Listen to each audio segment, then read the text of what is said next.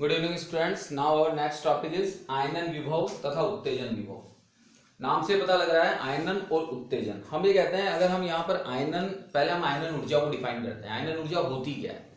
हम ये कहते हैं कि वह न्यूनतम ऊर्जा जिसे अवशोषित करके परमाणु आयनित हो जाए, यानी वह न्यूनतम ऊर्जा जिसके अवशोषण के पश्चात परमाणु आयनित हो जाए। और अगर परमाणु आयनित हो जाता है तो डेफिनेटली उसको आयनित करने के लिए कौन काम में आता है? इलेक्ट्रॉन। तो जैसे ही परमाणु आयनित होगा तो परमाणु के आयनित होने से इलेक्ट्रॉन अपने मूल अवस्था से सदैव के लिए अलग हो जाएगा। तो हम ये भी कह सकते हैं कि इलेक्ट्रॉन को अपनी मूल अवस्था से हटाने के लिए आवश्यक ऊर्जा, आवश्यक न्यूनतम ऊर्जा आयनन ऊर्जा कहलाती है। तो वह न्यूनतम ऊर्जा जो परमाणु को आयनित करने के लिए काम में आती है। आयनन के लिए इलेक्ट्रॉन की आवश्यकता होती है, और इलेक्ट्रॉन जब गैस को आयनित करता है या किसी परमाणु को आयनित करता है तो वो अपने मूल ऊर्जा स्तर को छोड़ देता है। तो इस ऊर्जा को हम आयनन ऊर्जा कहते हैं। ठीक है, अब यहां पर हम ये कहते हैं कि ये ऊर्जा अर्जित कैसे की जाती है।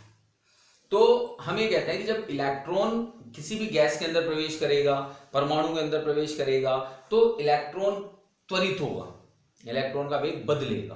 तो यहां पर हम ये कहते हैं कि वह न्यूनतम त्वरित विभव जिससे त्वरित होकर इलेक्ट्रॉन वह न्यूनतम ऊर्जा प्राप्त कर लेता है, उसे हम आयनन ऊर्जा कहते हैं। यानी जिससे उसके अंदर आयनन करने की क्षमता आ जाए, इतना विभव, इतनी ऊर्जा वह प्राप्त कर ले, तो वह ऊर्जा क्या कहलाती है? आयनन ऊर्जा कहलाती है। और जिस विभव पर वह ऊर्जा प्राप्त हुई है उस विभव को हम आयनन विभव कहते हैं। ठीक है, तो हम यहां पर इस डेफिनेशन को यूं कह सकते हैं कि वह न्यूनतम त्वरक विभव जिससे त्वरित होकर इलेक्ट्रॉन इतनी न्यूनतम ऊर्जा प्राप्त कर ले कि किसी परमाणु से टकराते ही वह उसे आयनित कर दे, तो उसे हम आयनन विभव कहते हैं। हमने कहा कि अगर nवीं कक्षा में, कौन सी कक्षा ली हमने? nवीं कक्षा में इलेक्ट्रॉन की ऊर्जा है En। कितनी ऊर्जा है? En। विभव जब भी देखा जाता है तो कहां से देखा जाता है? अनंत से आवेश को लाते हैं। तो अगर मैं एनर्जी डिफरेंस निकालता हूं तो मेरा एनर्जी डिफरेंस कैसे निकलेगा? E infinity minus En। तो मेरा अंतिम ऊर्जा स्तर तो E अनंत है। ठीक है, और E इंफिनिटी पर ऊर्जा कितनी होती है? 0। बता रखा है आप लोगों को कैसे निकलती है, क्योंकि हमारा फॉर्मूला होता है En बराबर माइनस 13.6/n²। अगर मैं n बराबर इंफिनिटी ले लेता हूं तो E इंफिनिटी बराबर माइनस 13.6/इंफिनिटी। तो इंफिनिटी 1/0, तो ये पूरी पूरी ऊर्जा 0 हो जाएगी। तो E अनंत पर जो आपकी ऊर्जा होती है वो ऊर्जा क्या होती है? 0। ये आई लगा दिया हमने। आई किसको प्रदर्शित करता है? आयनाइजेशन को। आयनाइजेशन का मतलब आयनन। तो EI इक्वल्स टू आ गया आपका माइनस En। तो ये तो कहलाती है आपकी आयनन ऊर्जा। और जब हम आयनन विभव की बात करते हैं तो आयनन विभव क्या होगा?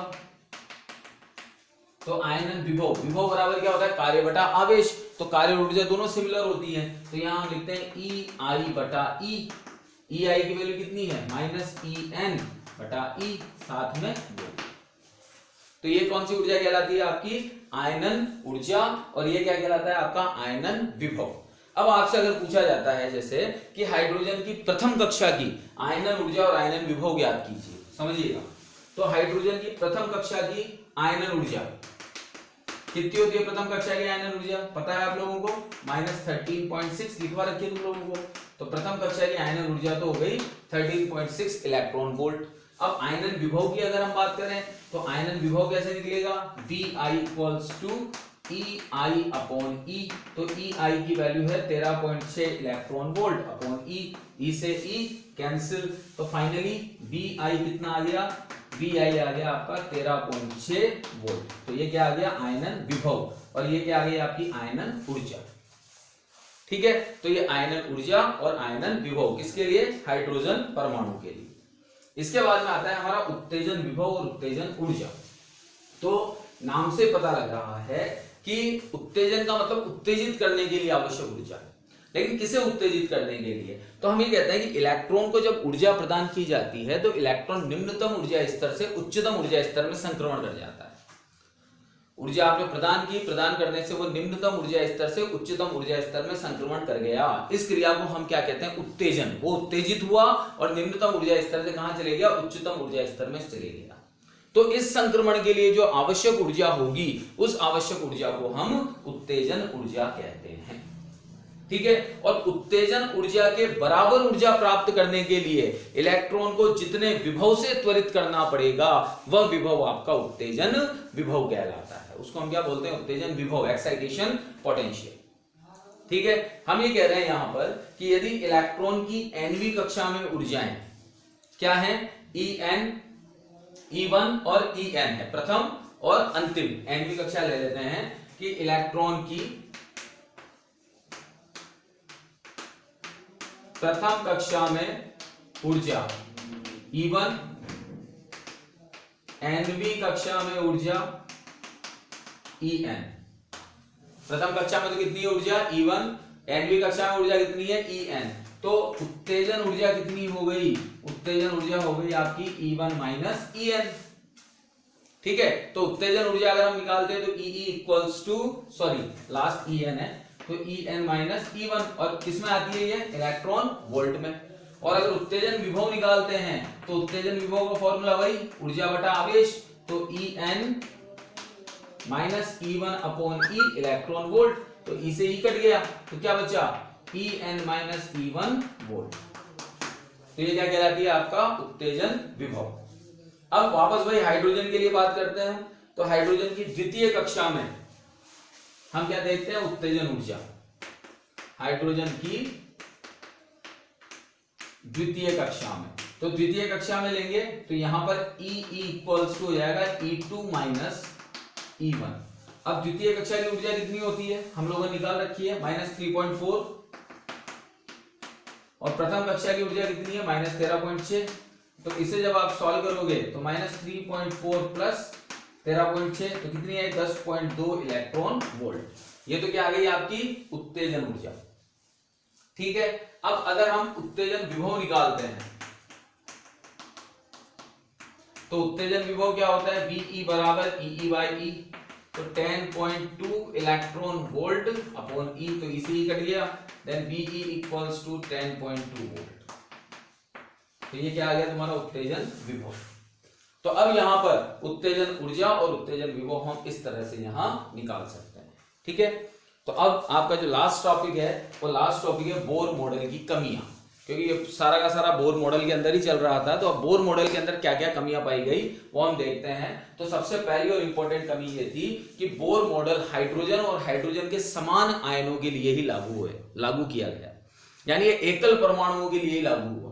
बहुपरमाणुवीय तत्वों को ये एक्सप्लेन नहीं कर पाया, यानी जब इसे हमने हीलियम के लिए लागू किया तो हीलियम के लिए लागू नहीं हो पाया। इसका कारण ये था कि ये जो मॉडल था ये एक से अधिक इलेक्ट्रॉन वाले परमाणुओं में जो पारस्परिक क्रियाएं होती हैं, पारस्परिक अनुक्रियाएं होती है, उनको स्पष्ट नहीं कर पाया। तो हम ये कह सकते हैं कि बहु इलेक्ट्रॉनीय तत्वों के लिए बोर मॉडल असफल रहा। ये सिर्फ उन तत्वों पर ही लागू हो पाया जिनमें केवल एक इलेक्ट्रॉन था। दूसरी ड्रॉबैक क्या थी कि बोर ने यह परिकल्पना की कि इलेक्ट्रॉन अपने कक्षक में वृत्ताकार कक्षाओं में चक्कर लगाते हैं।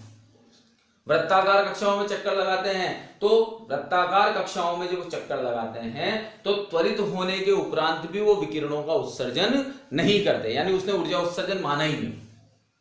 जबकि जो बाद में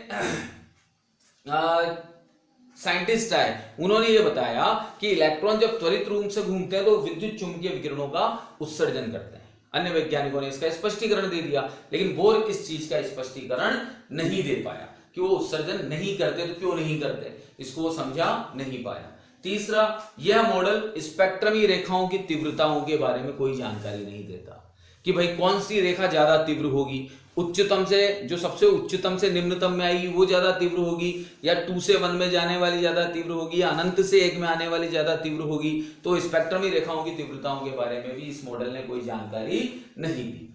ठीक है। ये मॉडल, अब 2 प्रभाव होते हैं, एक तो होता है जीमान प्रभाव, एक प्रभाव तो होता है जीमान और एक होता है स्टार। जीमान प्रभाव क्या होता है, चुंबकीय क्षेत्र की उपस्थिति में जो रेखाएं स्पेक्ट्रमी रेखाएं होती हैं उनका विपाटन हो जाता है, उनका विभक्तीकरण हो जाता है, उसे हम जीमान प्रभाव कहते हैं। और विद्युत क्षेत्र की उपस्थिति में स्पेक्ट्रमिक रेखाओं का जो विभक्तीकरण होता है उसे हम स्टार्क प्रभाव कहते हैं। तो बोर मॉडल ना तो जीमान प्रभाव को समझा पाया न स्टार्क प्रभाव को समझा पाया, तो ये उसका एक और ड्रॉबैक हो गया। इसके बाद में बोर मॉडल ने ये कहा कि भाई इलेक्ट्रॉन जो है वो वृत्ताकार कक्षाओं में चक्कर लगाते हैं, जबकि बोर मॉडल के बाद आया सोमरफील्ड, जिसने ये बताया कि इलेक्ट्रॉन वृत्ताकार कक्षा में चक्कर नहीं लगाते हैं, वो केवल दीर्घ वृत्ताकार कक्षा में चक्कर लगाते हैं। तो ये ड्रॉबैक्स थे, जिन ड्रॉबैक्स के आधार पर बोर थ्योरी भी कुछ हद तक असफल रही। वैसे इसने बहुत सारे एजम्पशंस दिए जो आगे लागू भी हुए, तो ये इसके कुछ कमियां थी। ओके बेटा, तो ये आपका चैप्टर 14 यहां पर कंप्लीट होता है। Thank you.